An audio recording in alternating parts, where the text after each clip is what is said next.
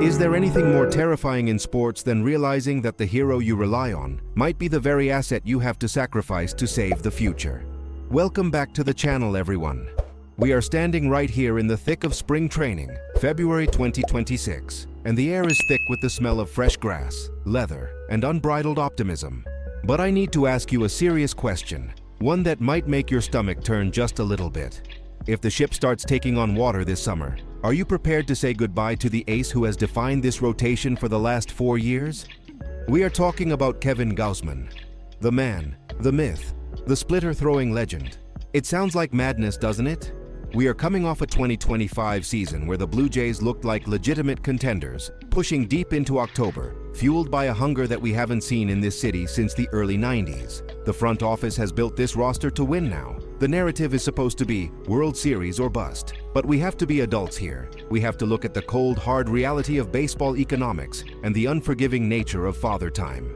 The report circulating right now suggests a scenario that no one in the Rogers Center wants to envision, but one that the front office quietly has to prepare for. If the first half of this 2026 season goes sideways, if the injury bug bites hard, if the lineup struggles to replace the production of Bo Bichette, if the rotation falters, the Blue Jays might find themselves in the unenviable position of being sellers at the deadline.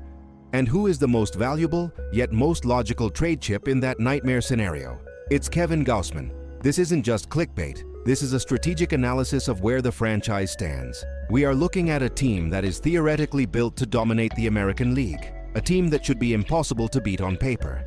But as we all know, the game isn't played on spreadsheets. It's played on dirt and grass, where hamstrings snap and slumps destroy confidence. The mere suggestion of trading Gausman feels like a betrayal of the current window of contention. He has been the rock. He has been the guy you want on the mound when the season is on the line. But we have to acknowledge the elephant in the room, his contract status and his age. Gausman is entering the final phase of his deal, and he will be a free agent this coming winter. If Toronto isn't leading the AL East or sitting comfortably in a wild card spot come July, holding on to him out of sentimentality could be a catastrophic error for the long-term health of the organization. It's a brutal, heart-wrenching possibility, but it is one that we need to dissect, because it speaks volumes about the fragile nature of championship windows. We are balancing on a knife's edge between glory and a rebuild, and Gausman is right at the fulcrum of that balance. To truly understand the weight of this potential decision, we have to look back at the road that brought us here. When Kevin Gausman signed that 5-year, $110 million contract before the 2022 season, there were skeptics. People wondered if his breakout in San Francisco was a fluke.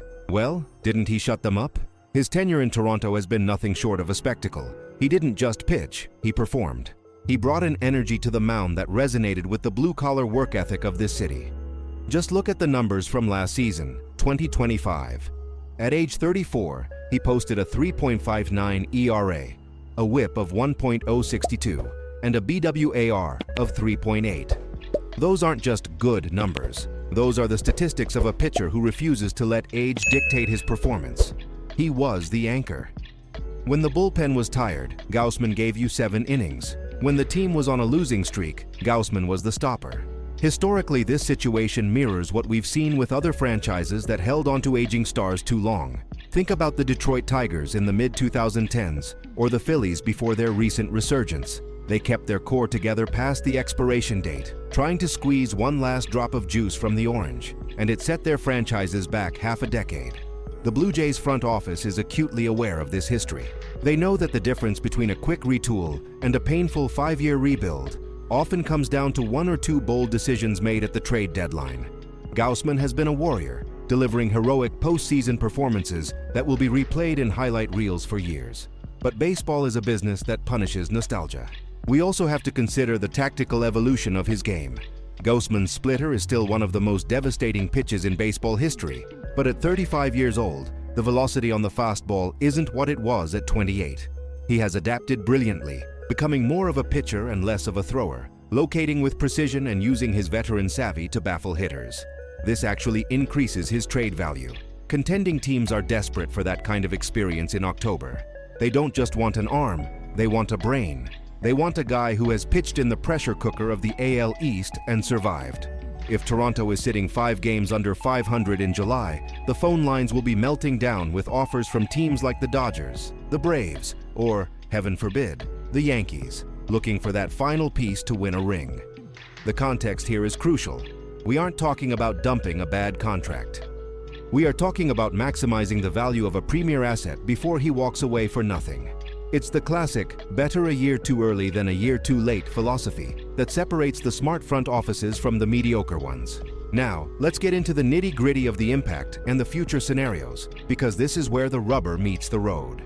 If the Blue Jays pull the trigger on a Gausman trade, the ripple effects would be seismic. First, let's look at the cap hit and financial flexibility. Moving the remainder of his salary at the deadline would free up significant resources, not necessarily for 2026, but to aggressively attack the free agent market in the 2027 offseason. But more importantly, it's about the return. We are talking about a package of top-tier prospects. In today's MLB, a frontline starter with playoff experience fetches a king's ransom. We could be looking at 2 top 100 prospects and a lottery ticket arm, the kind of infusion that revitalizes a farm system overnight. However, we have to talk about the locker room. What message does it send to Vladimir Guerrero Jr. and the rest of the core if you trade your ace? It tells them the season is over. It tells them that management doesn't believe in the current group. That can be a poison pill for team chemistry.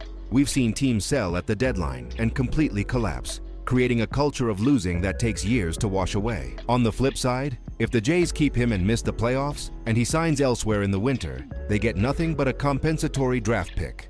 That is the worst-case scenario for asset management.